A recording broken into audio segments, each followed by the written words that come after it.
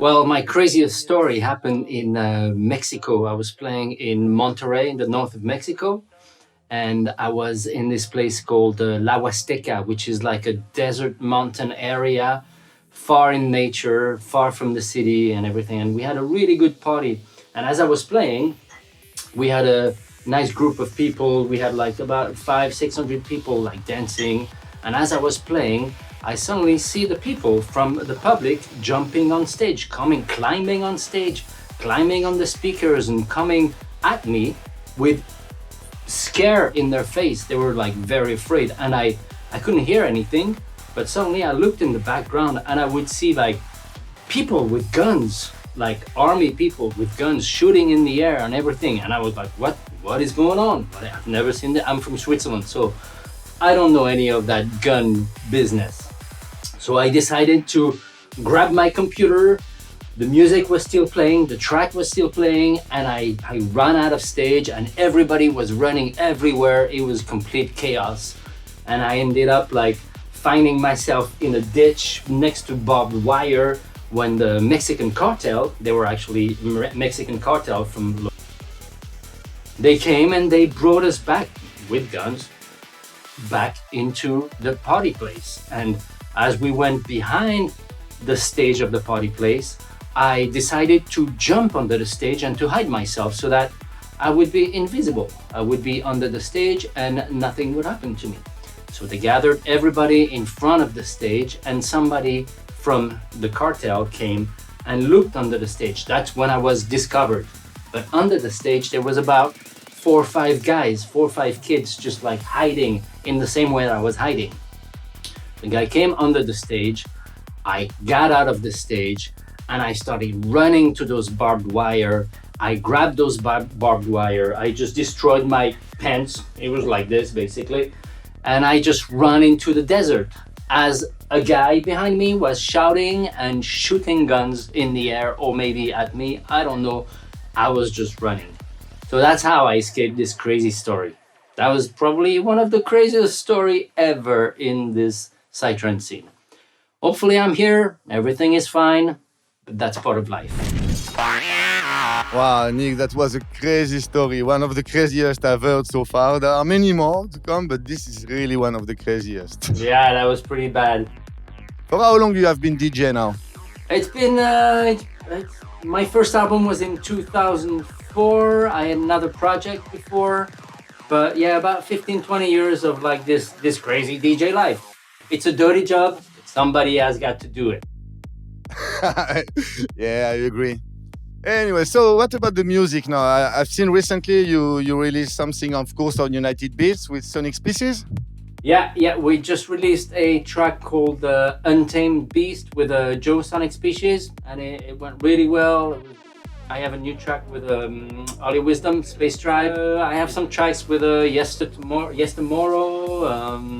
I have some tracks with Aja. I have 2 new tracks on the way with Aja. Okay, really I didn't lovely, know. very Nice. psychedelic and all that stuff. I guess. Well, Aja, I hope you will come with us here in the show. I'm sure Aja, if at you some hear me, point he's gonna, I know you are. gonna beam him into your spaceship. That's gonna be nice. That's gonna be nice. Near Barcelona, where you live, and we already received Mad Max in the first episode from this area. You are a kind of little team, between New Tech and United Beats.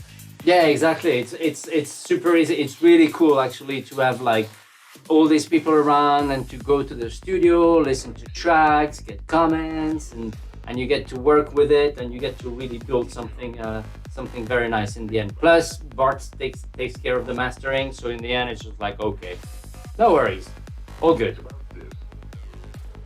Tell me, you told us one of the craziest moments and maybe the scariest of your life, but tell us the opposite side now. Maybe you have like a super killer party. What is like, for example, your last memory as a huge killer party that you really enjoyed before COVID? Oh, wow, of course, before COVID was Well. this great time that you and I and Bart, we had at Universo Paralelo. Oh, yeah, of course. Stupid Universo question. Paralelo I would have was answered the same. special this year. Yeah, it was great. We had a great time. We had like Universo what? Parallelo, wow. to 48 hours or like less than 2 days. It was just nonstop from the beginning. Oh, I As soon enjoyed as it we a were, lot I too. remember when we arrived, you had to play like 5 minutes after we arrived. Yeah, It I was know. I was great. scared. I was scared. Actually, I was shouting on the driver, man, I have to play now. I have to play I now. I was so remember. scared, that come on, like, this is the party. I cannot miss myself.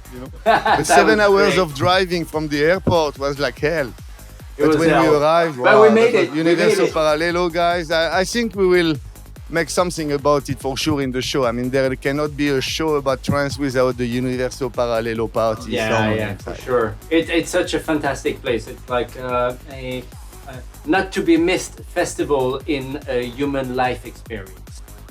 Yeah. Well, we all hope that with the COVID situation for the not this year but the year after will be finally solved and we will be able to enjoy again the next Universo Parallelo. Let's do this again.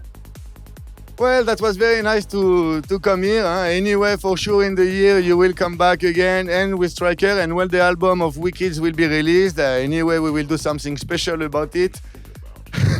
Even if I was surprised by the BPM, I'm still more surprised even by the quality of the sound as always with these two guys. So see you soon, Nick. All right, thanks, And Cedric. thanks for coming. Very nice to be here. Thank you so much. Bye. It was nice. Arigato. Arigato.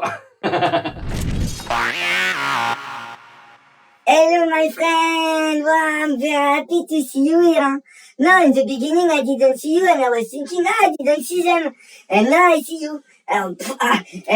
Just when I think it's a sign, it's like you're good. Yeah, me too, me too, me too. You believe there was no bubblegum today, huh? You believe this in the beginning? No, no, there is, there is.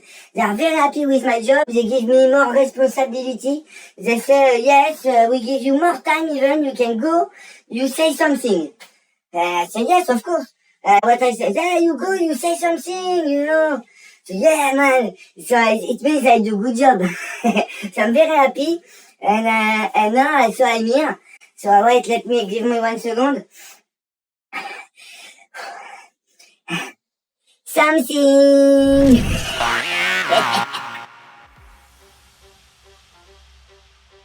Oh yeah, yeah. I'm a big chewer. I really love to chew. Actually, I chew so much that I eat it. You eat it? Yeah, I eat it because I make my own chew. So then I make it into butter, and then I have bubblegum tree. I have 3 bubblegum tree, and I take care of them organically with only good natural products, so I can see what comes out, and then I turn it into butter. So then I can make cookies, spaghettis, sauce, and all that stuff. So it's really cool. I really like it. Wow, bubblegum spaghetti. I would like to try this one day when I come. Please come. I'll get you for some spaghetti, bubblegum sauce, and we'll have a good time.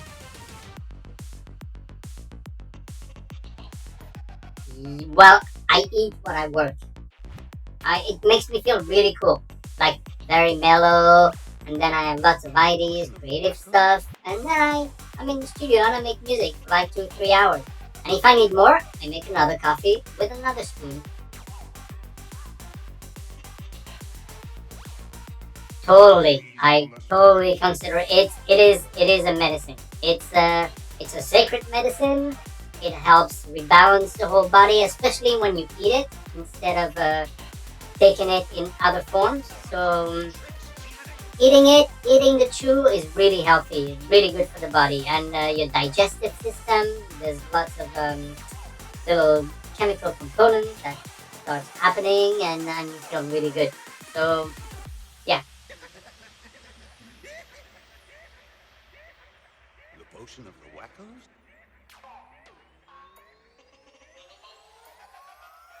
Go easy on the swagger. But it was a bubble gum without the psychoactive effect. It was a mellow bubble gum. I like the mellow stuff. Yeah, the sugar free. I really like to enjoy. I really like listening to Bob Marley. It's a classic, but it always works.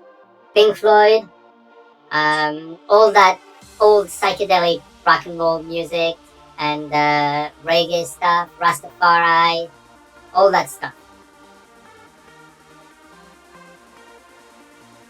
Yeah, it's completely legal in Spain. Yeah, the law is very, very, very nice, and they're allowing people to enjoy it for recreational purposes as well as medicinal purposes. So it's great.